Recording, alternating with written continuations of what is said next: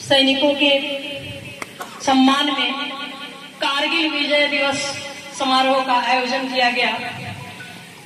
इसके मुख्य अतिथि बड़े भाई ठाकुर रत्नाकर राणा जी, हमारे भाजपा संगठन के कप्तान, जिला अध्यक्ष, ऊर्जावान यशस्वी जिला अध्यक्ष भाई नीरज कुमार सिंह जी, प्रदेश से आए हुए हमारे अतिथि राहुल आनंद, छोटे भाई सदृश राहुल आनंद जी, युवा मोर्चा की अध्यक्षता कर रहे और अध्यक्ष संजय गुप्ता जी, मंचासीन कार्यक्रम का संचालन कर रहे वाकपटु, व्यवहार कुशल हमारे महामंत्री विनय सिंह जी, इनके बगल में बैठे हुए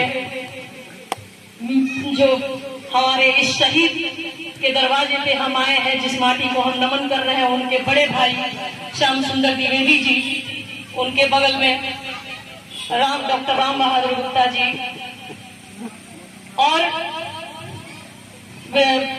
निवर्तमान अध्यक्ष हमारे चाणक्य सदृश नीति निर्धारक संजीव कुमार पांडे जी और सैनिक प्रकोष्ठ के संयोजक कैप्टन प्रेम शंकर जी। मैं दुख के साथ कह रही हूँ कि मैं आप तमाम लोगों का नाम नहीं जानती हूँ, लेकिन मेरा दिल अथाह सम्मान और श्रद्धा आप सबों के लिए है जो अगली पंक्तियों में विराजमान है। मैं सबसे पहले और मैं इन युवाओं को कैसे छोड़ सकती हूँ, भाइयों को जिनको अगर उलट दिया जाए तो वायु हो जाते हैं और वायु तो चाहे तो काल का चाल बदलते हैं। इस सभा में विराजमान मीडिया के चौथे स्तंभ, लोकतंत्र के चौथे स्तंभ मीडिया के बंधु बांधवों, आपका भी मैं नमन निवेदित करती हूँ। आज विश्व हम लोग यहाँ पे कारगिल विजय दिवस मनाने आए हैं और पूरे भारतवासियों को मैं शुभकामना देती हूँ, लेकिन इसके साथ इस शुभकामना के पीछे कितना ही बड़ा दर्द है, कितना बड़ा त्याग है, उस पर भी मैं चंद प्रकार शब्द बोलना चाहती हूँ। मैं उस माँ को नमन करती हूँ, उस कोख को नमन करती हूँ जिसने ऐसे अग्निपुत्र पैदा किया जो -48 डिग्री सेल्सियस टेम्परेचर पर कारगिल की ऊंची पहाड़ियों पे अपने तपीस से दुश्मनों का हौसला समाप्त कर दिया। मैं उस बाप को नमन करती हूँ जिन्होंने अपने कंधे पर रखकर उस पुत्र का परवरिश किया जिसके रग रग में राष्ट्र की भावना, राष्ट्रवाद की भावना पनपी। मैं उस मातृशक्ति की बात मैं करना चाहती हूँ और उनको नमन निवेदित करती हूँ जिन्होंने अपनी मेहंदी वाली हाथ से अपने गले का मंगलसूत्र उतारा, अपने पांव की पैजनियां हटा दी। बड़ा ही दर्द होता है इन सब चीजों को देखकर।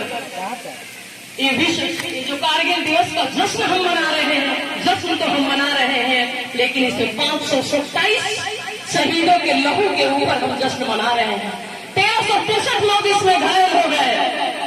तकरीबन 2 लाख सैनिकों की सहभागिता रही इस विजय को दिलाने में। और मैं आपसे ये भी कहना चाहती हूँ कि जब जब सृष्टि में युद्ध का इतिहास लिखा जाएगा, कारगिल को कोई नहीं भुला पाएगा, क्योंकि कारगिल ही ऐसा युद्ध है जिसमें हमारी सरकार ने, हमारे सैनिकों ने एक अभूतपूर्व इतिहास लिखा। और वो इतिहास ये था कि हमारे सीमा के अंदर में हमारे विदेशियों के, दुश्मनों के, पाक के, विधर्मियों के 200 सैनिक का 100 पड़ा हुआ था और वो ले जाने से इनकार कर रहे थे, अपने सैनिकों को पहचानने से मुंह मोड़ रहे थे। वैसे में हमारी सरकारें, हमारे सैनिक भाई बंधु उस ऊंचाई पर 16,000 किलोमीटर की ऊंचाई पर मौलवी को बुलाकर ले जाते हैं और पूरे धर्म से, रीत नीति से उनका अंतिम संस्कार करवाते हैं। ये महज युद्ध नहीं था, पूरे मानव सभ्यता के सामने एक मानवीय उदाहरण प्रस्तुत किया गया। एक ऐसा युद्ध था जो हम सदियों तक इसको याद रखेंगे। यहाँ पे जो विक्रम कैप्टन बात्रा के मुंह से निकलता है, ये दिल मांगे मुंह। मैं यहाँ बैठे हुए तमाम युवाओं से कहना चाहती हूँ कि उनके जनमानस में, उनके अंतःकरण में दिल मांगे मुंह अपने देश के लिए सदा जिंदा रहना चाहिए। मैं मैं तो उस दिन की कल्पना करती हूँ, उस स्याह रात की कल्पना करती हूँ जब ताबूत में एक सैनिक का शरीर उसके घर आता है, उसकी पत्नी देखती है, उसकी माँ देखती है, उसके पिता देखते हैं, क्या ही गुजरता है उसके कलेजे पे। लेकिन मैं पूरे भरोसे के साथ कह सकती हूँ कि वो माँ विचलित नहीं होती है, क्योंकि ये सौभाग्य सबको नहीं मिलता। तिरंगे में लिपट कर आने का सौभाग्य सबको नहीं मिलता। वो कहते हैं ना, हमारे भारतीय युवाओं के दिल की धड़ाध है। मैं तो कहती हूँ कि न जाने उस दिन तेरी माँ को, जिस दिन तुम्हारे ऊपर गोलियों की बौछार होती है, तुम्हारे सीने के अंदर गोलियां उतार दी जाती है, मैं तो बस इतना जानूं कि वो गोली भी तुम्हारे सीने में उतरने से पहले 1000 बार रोई होगी। उस दिन पता नहीं तुम्हारी माँ कैसे सोई होगी। इन्हीं शब्दों के साथ मैं एक और चीज आपके सामने रखना चाहती हूँ कि हमको दूसरे देशों से भी सीख लेने की जरूरत है। हमारी सरकारों की आंख बंद है, उसके खिलाफ भी हमको चलना है। जनमानस में ऐसा आग पैदा करना है कि अगर सरकारें कुछ नहीं करती हैं तो हम कुछ 2-4 कदम आगे बढ़कर करें। और गिलहरी के ही स्वरूप में अगर हम इस दिशा में कुछ योगदान दे दिए तो ये भी एक इतिहास होगा। मेजर चंद्रभूषण द्विवेदी जी के नाम का एक स्मारक होना चाहिए हमारे शहरों में। यहाँ पहुंच पथ पे उनका नाम होना चाहिए और इसकी लड़ाई हम पूरे लोगों को मिलकर लड़नी है। और ठाकुर रत्नाकर राणा जी के नेतृत्व में, भाई के नेतृत्व में हमें ये लड़ाई लड़नी है और हमको यकीन है कि हम इसमें सफल होंगे।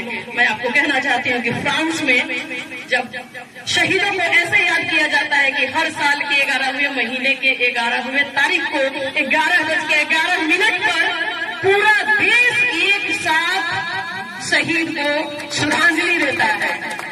अमेरिका में यह सिस्टम है कि हर शहीदों के स्मारक को लोग गोद लेते हैं ताकि टाउन उनको हम सम्मान समर्पित करते रहें। और यही चीज हम भी चाहते हैं, हम सब बैठे हुए यहाँ के लोग चाहते हैं। बस मैं अपने वाणी को विराम देने से पहले यहाँ के लोगों से यही कहूंगी कि जो भरा नहीं है भावों से बहती जिसमें रसधार नहीं, वो हृदय नहीं है पत्थर है जिसमें स्वदेश का प्यार नहीं। धन्यवाद।